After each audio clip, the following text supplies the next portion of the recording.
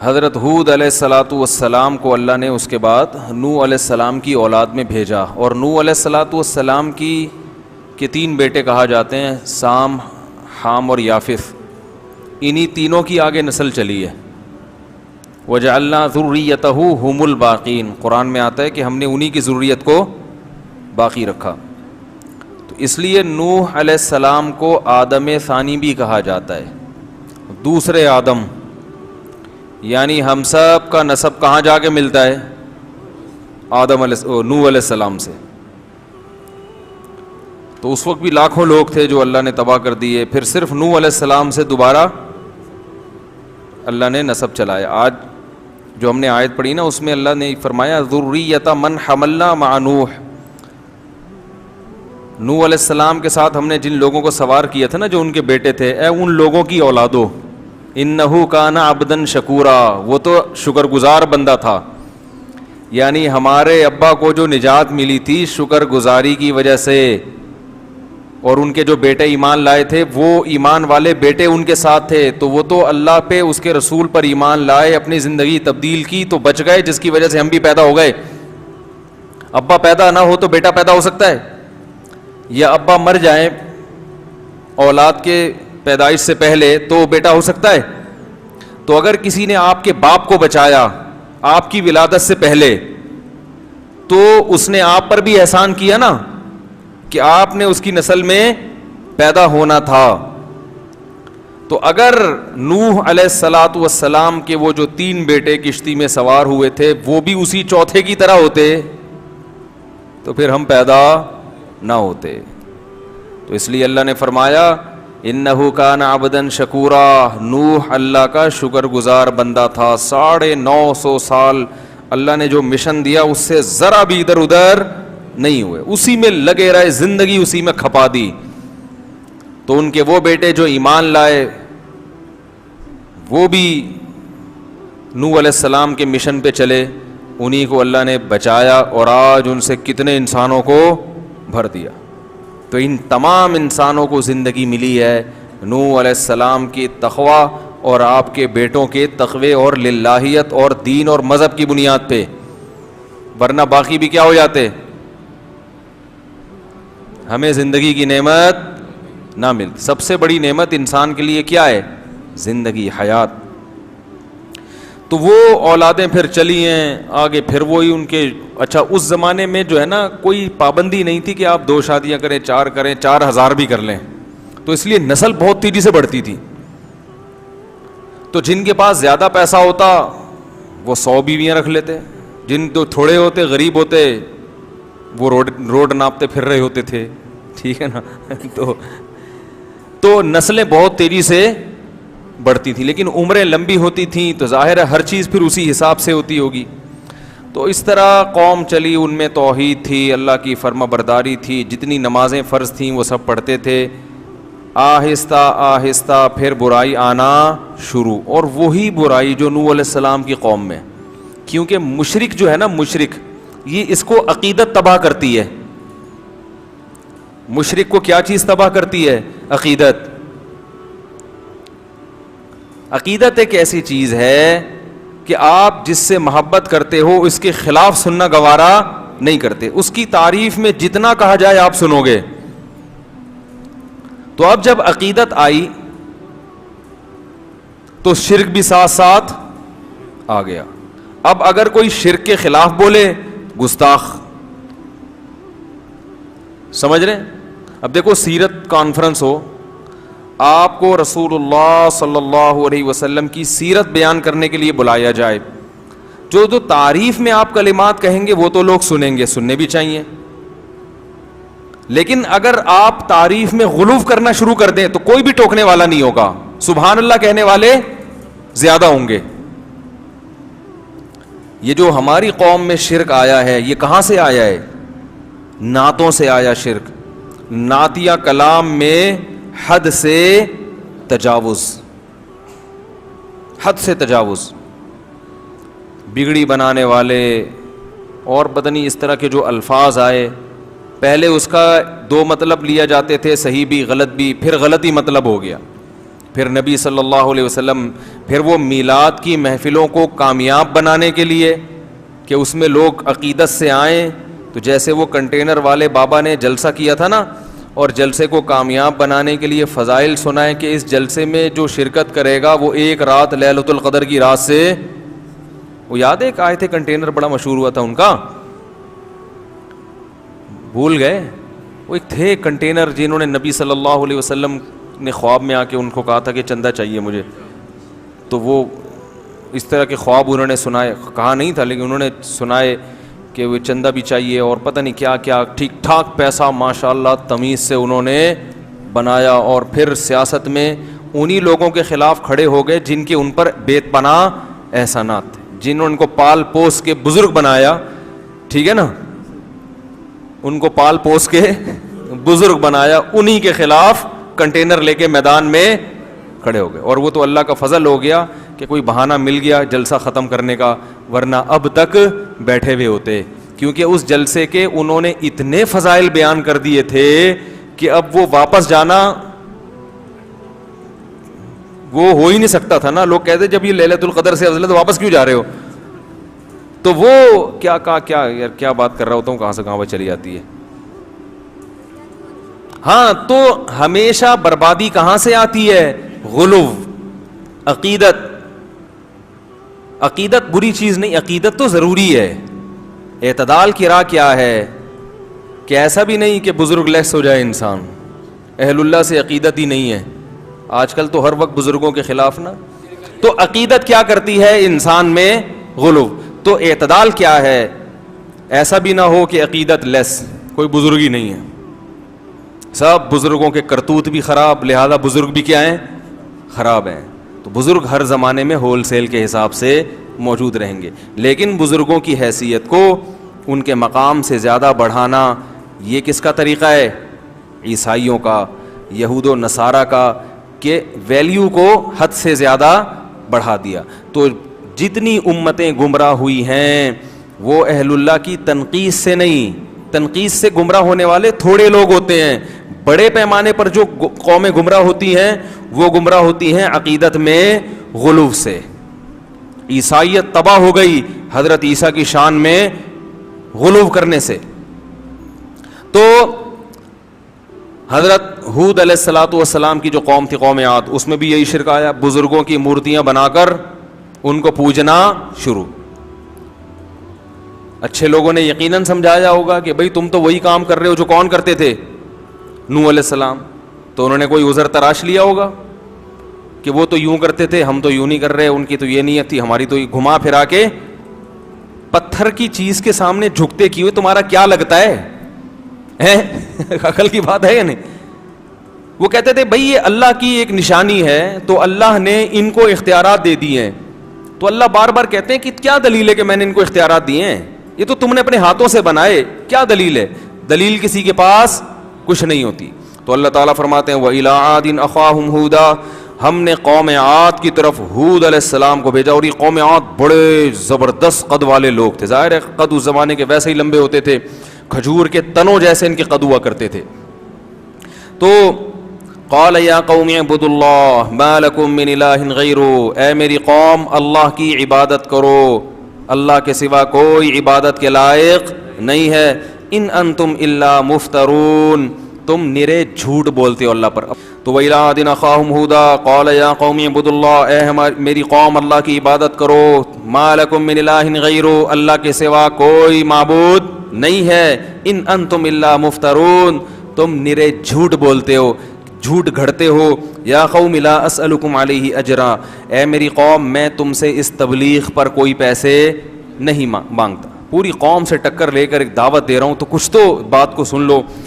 ان اجری الا علی الذی فطرنی، میری اجرت اس ذات پر ہے جس نے مجھے پیدا کیا، افلا تعقلون، عقل سے کام کیوں نہیں لیتے؟ دیکھو کیسی صاف دعوت ہے پیغمبروں کی، کوئی کنفیوژن نہیں، بالکل صاف ستھری سی دعوت جو فطرت کو اپیل کرتی ہے۔ وَيَا قَوْمِ اسْتَغْفِرُوا رَبَّكُمْ، اے میری قوم اپنے رب سے گناہوں کی معافی مانگ لو. ثُمَّ تُوبُوا إِلَيْهِ، پھر اسی کی طرف متوجہ رہو. يُرْسِلِ السَّمَاءَ عَلَيْكُمْ مِدْرَارًا، آسمان سے برکت والی موسلا دھار بارشیں برسائے گا. وَيَزِدْكُمْ قُوَّةً إِلَىٰ قُوَّتِكُمْ، جتنے طاقتور ہونا اور طاقتور بنا دے گا اور پاور دے دے گا تمہیں. اور مجرم بن کے میری دعوت کو ٹھکرانے کی کوشش مت کرو. قوم جواب میں کہتی ہے یا ہود ما جئتنا ببینہ، کوئی دلیل نہیں ہے تیرے پاس باتوں کی، کوئی لاجک نہیں بنتی. ٹی وی میں دیکھا ہوگا اپنے پروگرام، جو اینکر جب اپنی مرضی چلانا چاہتا ہے نا تو سامنے والے کے دلائل کو کیسے گھما دیتا ہے نا. پالیسی ہوتی ہے نا ٹی وی چینلز کی کہ اس کو پروموٹ کرنا ہے، اس کو کیا کرنا ہے، پیچھے رکھنا ہے. خام خامے اس کی بات کو گھما گھما کے. تو یہی ہوتا ہے جب بھی باطل کا انکار ہوتا ہے اس کے تمام دلائل کو گھما دو اور جو غلط چیز ہے اس کو آگے لے آؤ. تو وہ بھی کہنے لگے ما جئتنا ببینہ، پتہ نہیں کیا دلیل ہے، دلیل تو کوئی ہے نہیں. وما نحن بتارک آلہتنا عن قولک، ہم اپنے خداؤں کو تیرے کہنے سے نہیں چھوڑ سکتے. وما نحن لک بمؤمنین، اور نہ ہم تجھ پر ایمان لانے والے ہیں. ان نقول الا تراک بعض آلہتنا بسوء، اصل میں تو ہمارے بتوں کے خلاف بولتا رہتا ہے تو ان بتوں نے تجھے کچھ کر دیا ہے. یعنی پوری قوم ایک طرف جا رہی ہے، تو خام خامے پوری قوم سے کیا کر رہا ہے، ٹکر لے کے اپنی زندگی خراب کر رہا ہے معاذ اللہ. تو یہ ان بتوں کی بددعا لگ گئی ہے تجھے. یہ کیا ہو گیا ہے؟ جیسے میں عاملوں کے خلاف بولتا رہتا ہوں نا، بولتا رہتا ہوں تو کوئی بھی ذرا سا مسئلہ کہتے ہیں کسی عامل نے کچھ کر دیا ہوگا. حالانکہ میرے ساتھ اللہ کا فضل ہے، مسئلے ویسے بھی نہیں ہوتے. اللہ کا بڑا فضل ہے، اللہ نے بڑی ستاری کا معاملہ بھی کیا ہوا ہے اور غفاری کا معاملہ بھی ایسا لگتا ہے کہ کیا ہوا ہے. سارے کام اللہ کا فضل ہے. پریشانیاں تو ہر ایک کو آتی ہیں. تو میں کہتا ہوں یہ جن جو چار جن بھیج دیں یار، 10 لاکھ جنات ہیں، 18 لاکھ جلا دیے، 25 لاکھ یہ کر دیے، تو ایک آدھ ہماری طرف بھیج کے ہم کو اٹھوا لیں یار. تو انہوں نے کیا کہا کہ یہ ہمارے بتوں کے خلاف بولتا رہتا ہے. اب آپ یہ نہیں کہ میں عاملوں کو بتوں سے ملا رہا ہوں، اتنے برے نہیں ہوتے کہ بت پرست نہیں ہوتے وہ، مگر سیدھے بھی نہیں ہوتے، اتنے اچھے بھی نہیں ہوتے جتنے نظر آ رہے ہوتے ہیں. ان نقول الا تراک بعض آلہتنا بسوء، تھنکنگ وہی ہے، وہم، شاید کسی نے کچھ کر دیا ہو، شاید کسی نے کچھ کر دیا ہو، تھنکنگ وہی ہے. تو وہ بھی کہنے شاید بتوں کے نے کچھ کر دیا ہو. قال انی اشہد اللہ، جب انہوں نے تانا دیا نا بتوں نے کچھ کیا ہے، تو حود علیہ السلام نے کہا میں اللہ کو بھی گواہ بناتا ہوں، واشہدوا، اور تم بھی گواہ رہو، انی بریء مما تشرکون، ان بتوں سے میں بری ہوں، میں ان سے بالکل ڈرتا نہیں ہوں. یہ پتھر کے ہیں، ککھ بھی نہیں کر سکتے. کیونکہ انسان ایسے موقع پہ ڈر جاتا ہے نا کہ یار ان بتوں نے کچھ کر دیا، تو سوچتے ہیں یار کہ کر ہی تو نہیں دیا. جیسے آپ عامل کے پاس جاؤ، اچھے بھلے ٹھیک ٹھاک وہ بولے گا، جن آدمی کو وہم ہوتا ہے کہ یار کچھ ہے تو نہیں، کہیں تو نہیں بھی ہوتا، بیمار تو ہو جاتا ہے. من دونہی، میں اللہ کے سوا ان سب سے بری ہوں. فکیدونی جمیعا، تم سب مل کے انتر منتر پڑھو، جھاڑ پھونک چڑیل بھوت جن جو تم میرے سر ان بتوں کو بھی ملا لو اور ان مل کے میرے خلاف کیا کرو، تدبیر کرو. انی توکلت علی اللہ ربی و ربکم، میں اعتماد کرتا ہوں اللہ پر جو میرا بھی رب ہے اور تمہارا بھی رب ہے. وما من دابۃ الا هو آخذ بناصیتها ان ربی علی صراط مستقیم. فإن تولوا، اب بھی میری بات سے اگر اعراض کرتے ہو، فقد ابلغتکم ما ارسلت به الیکم، اللہ کا پیغام میں نے تم تک پہنچا دیا ہے. ربی قوما غیرکم، میرا رب تمہیں ہلاک کر کے دوسری قوم پیدا کر دے گا. ولا تضرونہ شیئا، اور تم اس رب کا کچھ بھی بگاڑ نہیں سکتے. قرآن کہتا ہے ولما جاء امرنا، جب ہمارا حکم آیا. دوسرے مقام پہ اللہ نے اس کی تفصیل بیان کی ہے کیسے عذاب آیا. فلما رأوه عارضا مستقبل اودیتہم، بادلوں کو دیکھا انہوں نے اپنی بستی کی طرف آتے ہوئے، تو فوراً وہ کہنے لگے ھذا عارض ممطرنا، یہ بادل ہے جو ہمیں پر برسے گا. پیغمبر نے کہا نا نا نا، یہ وہ عذاب ہے جس کا تم انتظار کر رہے تھے. تدمر کل شیء بامر ربها، ایسا طوفان آنے والا ہے جو رب کے حکم سے ہر چیز کو اکھاڑ کر پھینک دے گا. سورہ حاقہ میں اللہ نے اس عذاب کی تفصیل بیان کی. کذبت، کیا الحاقۃ ما الحاقۃ وما ادراک ما الحاقہ، کذبت ثمود وعاد بالقاریہ فاما ثمود فاہلکوا بالطاغیہ واما عاد فاہلکوا بریح صرصر عاتیہ. سرکش ہوا، یہ ایک آواز ہوتی ہے نا جس ہوا میں اس کو سرسر کہا جاتا ہے، زوں کر کے آواز نہیں آ رہی تھی، خطرناک آواز. ایسی آواز والی ہوا عاتیہ جو سرکش. دیکھو ہوا کیسے سرکش ہوگی؟ ہوا کا مطلب جو بے لگام ہوا ہو, جو قابو میں نہ آ رہی ہو, جو کسی کی سننے کے لیے تیار نہ ہو, ایسی خطرناک ہوا. سخرها علیہم 7 لیال, 7 راتیں وہ ہوا چلی ہے. و8 ایام, اور 8 دن, 7 راتیں اور 8 دن اتنی تیز ہوا چلی ہے. 7 لیال و8 ایام حسوما فتر القوم فیہا سرعا. اے مخاطب, اگر تو 8ویں دن اس قوم کو دیکھتا ایسا لگتا بڑے بڑے پہلوان ہیں جو پچھاڑ کر گرائے گئے ہیں. ہواؤں نے ان کو اچھال اچھال کر زمین پہ پٹخا تھا. جیسے رنگ میں پہلوان ہوتا ہے نا, اس کو پچھاڑنا پڑتا ہے, گرتا نہیں ہے. تو اللہ نے ان کی طاقت اور قوت اور ان کے قد کو بھی بیان کیا اس منظر میں کہ ایسے لگ رہا تھا پہلوانوں کو زمین پہ پچھاڑ کر گرایا گیا ہے. فَتَرَى الْقَوْمَ فِيهَا سَرْعَا كَأَنَّهُمْ أَعْجَازُ نَخْلٍ خَاوِيَةٍ, جیسے کھجور کے تنے الٹے پڑے ہوئے ہوتے ہیں نا, یہ کیفیت تھی. فَهَلْ تَرَى لَهُم مِّن بَاقِيَةٍ, اللہ ہم سے پوچھتے ہیں بتاؤ ایک بھی ان میں باقی چھوڑا تیرے رب نے؟ کوئی نظر آتا ہے ان کا نام و نشان, ان کی اولادوں میں کوئی نظر آتا ہے؟ یہ 2 قومیں تھی طاقتور, قوم سمود اور قوم عاد. قوم عاد کے بعد قوم سمود آئی, یہ بھی بڑے طاقتور تھے. تو یہ تو کہتے تھے من اشد منا قوہ, ہم سے زیادہ طاقتور دنیا میں کون ہے, ہم سے زیادہ طاقتور کون ہے. یہ تو فخر سے کہا کرتے تھے ہم تو بہت اونچے قد کے لوگ ہیں. تو ان دونوں قوموں کو اللہ نے ایک کو آواز سے ہلاک کیا, طاغیہ, زوردار آواز تھی جس سے قوم سمود کے کلیجے پھٹ گئے, فرشتے نے چیخ ماری. اور اس قوم عاد کو کس سے ہلاک کیا؟ ہوا سے. علماء نے اس میں حکمت بیان کی ہے کہ بھائی کسی قوم کو اللہ پانی میں غرق کر رہا ہے, کسی کو زلزلے سے تباہ کر رہا ہے, کسی پہ پتھروں کی بارش ہو رہی ہے, تو ان کو ہوا اور آواز سے کیوں؟ اس کی وجہ یہ بیان کی کہ ان کا دعویٰ تھا ہم بہت پاورفل ہیں, طاقتور ہیں. آواز کے ذریعے مرنا آسان نہیں ہے, بہت زوردار بھی دھماکہ ہوتا ہے تو زیادہ زیادہ کان کا پردہ پھٹ جائے گا نا, انسان تو ہلاک نہیں ہوتا اس سے.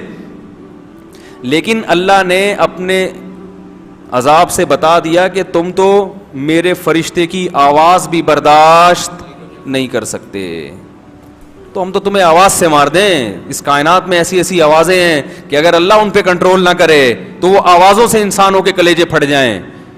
اور ہوا بھی بہت ہلکی چیز ہے, تو اللہ نے بتایا تم تو اتنے طاقتور نا جیسے کھجور کے تنوں جیسے, تمہیں تو میری ہوائیں, ہوا کو میں بے لگام کر دوں نا اسی زمین کی, کوئی آسمان سے الگ سے ہوا نہیں بھیجی, اسی زمین کی جو ہوائیں ہیں جو مختلف علاقوں میں گھوم رہی ہیں, جن کا دباؤ کا ایک سسٹم ہے, ایک جگہ دباؤ بڑھتا ہے تو دوسری جگہ وہ جو ہے نا پھیل جاتا ہے, ایسا سسٹم.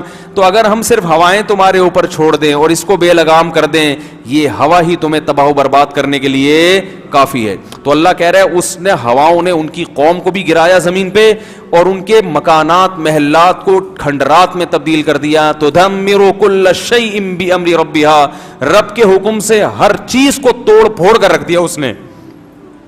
ایسی خطرناک ہوا اللہ نے قوم عاد پر بھیجی. اللہ فرماتے ہیں وَلَمَّا جَاءَ أَمْرُنَا, جب ہمارا حکم آ گیا, اور جو دوسرے مقام پہ بیان کیا, نَجَّيْنَا هُودًا, ہم نے ہود علیہ السلام کو بھی بچایا, وَالَّذِينَ آمَنُوا مَعَهُ بِرَحْمَةٍ مِنَّا, اور جو ان کے ساتھ ایمان لائے تھے خاص اپنی رحمت سے ہم نے ان کو بھی بچا لیا. وَنَجَّيْنَاهُمْ مِنْ عَذَابٍ غَلِيظٍ, اور بہت برے عذاب سے ہم نے ان سب کو بچا لیا. پھر آگے اللہ کہتے ہیں وَتِلْكَ عَادٌ, دیکھو یہ تھی قوم عاد. تل کا عربی میں ہاتھ سے اشارے کے وقت کہا جاتا ہے. گویا اللہ قوم عاد ہمارے سامنے لا کے اس کی طاقت اور اس کے ڈائلاگ, وہ سب چیزیں ہمارے سامنے لا کر ہاتھ سے گویا اشارہ کر کے یہ بتا رہے ہیں کہ گویا یہ قوم ابھی تمہارے سامنے ہے, یہ طاقت ہے اس کی, اور یہ کھجور کے تنوں کی طرح اوندھے پڑے ہوئے ہیں. اب اللہ گویا اپنے ہاتھ سے اشارہ کریں وَتِلْكَ عَادٌ, دیکھو یہ ہے قوم عاد. جہدوا بآیات ربہم, انہوں نے اپنے رب کی نشانیوں کا انکار کیا. رب کی نشانیاں کیا ہیں؟ کھانا پینا, یہ زمین کائنات میں درجنوں چیزیں جو ہمیں اللہ تک پہنچاتی ہیں, ان تمام چیزوں میں صرف اپنے فائدے کی چیزوں کو تو فوکس کیا. کھانے سے مطلب, پہننے سے مطلب, پینے سے مطلب, ان چیزوں میں اللہ کا جو جلوہ نظر آ رہا ہے, اللہ کے جو احسانات نظر آ رہے ہیں, اس سے کوئی سروکار نہیں ہے. قرآن اللہ کی نشانیاں بیان کرتا ہے اللہ تک پہنچانے کے لیے, سائنٹسٹ اللہ کی نشانیاں بیان کرتا ہے ان نشانیوں کو حاصل کرنے کے لیے, اللہ تک پہنچنا اس کا ہدف نہیں ہوتا. قرآن دودھ کو بیان کرتا ہے کہ دیکھو ہم نے سوکھے چارے سے دودھ پیدا کیا, اس میں نشانی ہے. کیا مطلب؟ جس رب نے اس جانور کو بنایا وہ انسان پر مہربان ہے, اس سے محبت کرو. لیکن جب کوئی سائنٹسٹ دودھ پہ ریسرچ پیش کرے گا تو وہ دودھ بنانے والے کا تذکرہ نہیں کرے. کبھی دیکھا آپ نے کسی بایولوجی یا میڈیکل سائنس کی کتاب میں کہ یہ گردہ ایسے کام کرتا ہے اور آنکھ ایسے کام کرتی ہے, لہذا جس نے بنایا وہ بڑا با کمال ہے؟ میڈیکل سائنس میں ہے, کبھی پڑھا آپ نے یہ؟ بتاؤ بھائی, کبھی پڑھا آپ نے کہ جو پودے اگتے ہیں زائگوٹ بنتا ہے, کھاد سے نائٹروجن بنتی ہے, اس نائٹروجن سے ایسے پھر پودا اگتا ہے, پھر اس میں تناور درخت بنتا ہے, پھر اس میں خربوزے پیدا ہوتے ہیں, پھر اس میں بیج پیدا ہوتا ہے. یہاں تک ہوگا بایولوجی میں. آگے یہ کہ جس نے یہ سسٹم پیدا کیا وہ بڑا باکمال ہے, ایسا کوئی سینٹنس بایولوجی کی کسی کتاب میں نہیں ہے. اور قرآن بھی یہ سارے پروسیس بیان کرتا ہے. واللہ خلق کل دابۃ مما, بایولوجی میں ایک سبجیکٹ آتا ہے نا جانوروں کی اقسام, جانوروں کو بہت ساری, وہ ہم لوگ پڑھتے تھے فائلم نیماٹوڈا آرتھروپوڈا, پتہ نہیں کیا کیا تھا وہ, اب تو بھول گئے. وہ ہوتا ہے نا فائلم نیماٹوڈا آرتھروپوڈا, اور کیا ہے وہ بہت سارے ایسے اوڈا پوڈا کر کے آتے تھے, تو ابھی ہم نے رٹا لگا, اب تو بھول گئے. تو یہ تقسیم, دودھ پلانے والے جانور, بغیر دودھ پلانے والے, رینگنے والے, چلنے والے, یہ ساری ایک تقسیم قرآن نے بھی بیان کی ہے. واللہ خلق کل دابۃ مما, اللہ نے ہر جانور کو پانی سے پیدا کیا. یہ بحث ہوتی ہے نا سائنس میں کہ مریخ پر پانی ہوگا تو زندگی بھی ہوگی, کہتے ہیں نا, اگر پانی نہیں ہے تو زندگی نہیں ہے. اس پہ بڑی تحقیق ہو رہی ہے. تو اللہ فرماتے ہیں ہم نے ہر جاندار کو کس سے پیدا کیا؟ پانی سے. پانی ہوگا تو زندگی, جہاں پانی نہیں ہے وہاں زندگی نہیں ہے. یہ سائنسی حقیقت قرآن نے بیان کی.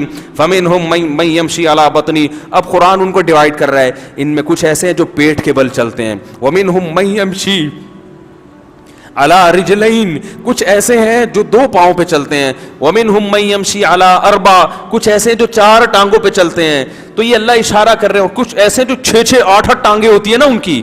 یخلق ما یشاء, اب سائنس یہاں پر آ کر ڈیوائڈ کر کے بتائے گی اتنی قسمیں ہیں بس, لیکن آگے اللہ اپنا تعارف کرواتا ہے یخلق ما یشاء, جس طرح چاہتا ہے پیدا کر دیتا ہے, جس طرح چاہتا ہے پیدا کر دیتا ہے. 2 ٹانگوں پہ چلانے والے بھی پیدا کر دیے, 4 پہ بھی, 6 پہ بھی. وہ 6 کو میں کیکڑا دیکھا ہے, 6 7 8 10 ٹانگیں. آنکھیں دیکھو, کسی جانور کی کو اندھا بنا دیا اس نے, وہ بھی اڑ رہا ہے, وہ بھی زمین میں بڑے آرام سے زندگی گزار رہا ہے. اور کسی جانور کو 2 آنکھیں دے دی, اور کسی کو 100 آنکھیں دے دی. مچھر کے سر میں 100 آنکھیں ہوتی ہیں.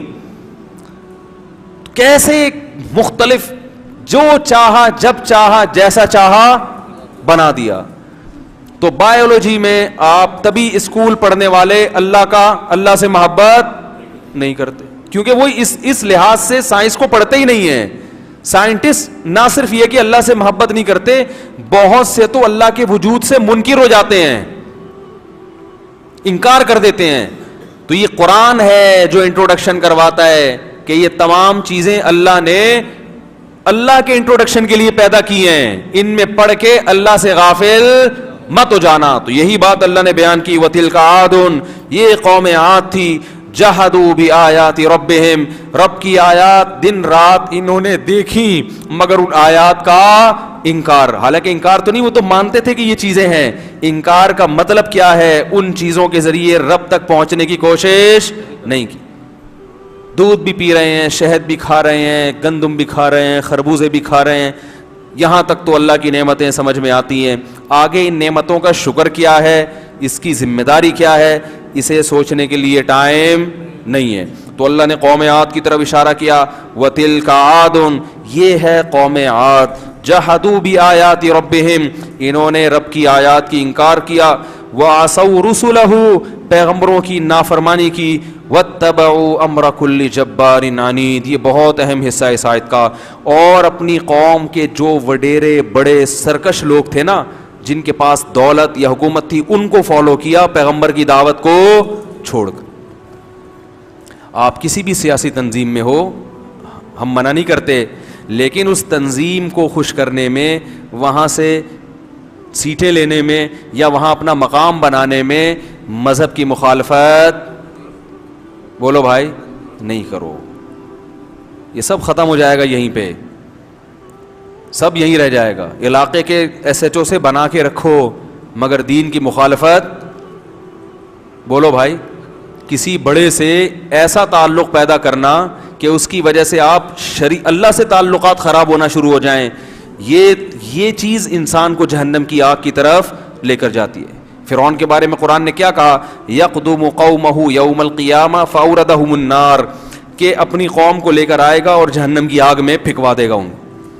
کیونکہ قوم نے موسیٰ علیہ السلام کو دیکھا کمزور ہیں, ان کو فالو نہیں کیا. فرعون کو دیکھا پاورفل ہے, اس کو فالو کرنا, فرعون کو فالو کرنا شروع کر دیا. تو ہمیشہ لوگ طاقتور کے پیچھے بھاگتے ہیں, دلیل کے پیچھے نہیں بھاگتے, دلیل کے لحاظ سے نہیں دیکھتے کیا صحیح ہے کیا غلط. تو اللہ تعالیٰ فرماتے ہیں کہ الا ان عادا واتبعوا فی هذه الدنیا لعنہ, فرمایا اس دنیا میں بھی ان پر لعنت ہوئی, ویوم القیامہ, قیامت میں بھی ان پر لعنت ہوگی. الا ان عادا کفروا ربہم, خبردار سنو عاد نے رب کی نافرمانی کی انکار کیا. الا بعدا لعاد قوم ہود, سنو عاد اللہ کی رحمت سے دور ہو گئے, لعنت ہے ان کے اوپر جو ہود کی قوم تھی. اس جملے کے ساتھ اللہ نے قوم عاد کا واقعہ ختم کیا اور فوراً شروع کر دیا وَإِلَىٰ ثَمُودَ أَخَاهُمْ صَالِحًا, اور قوم عاد کے بعد ہم نے قوم سمود کی طرف بھیجا کس کو؟ صالح.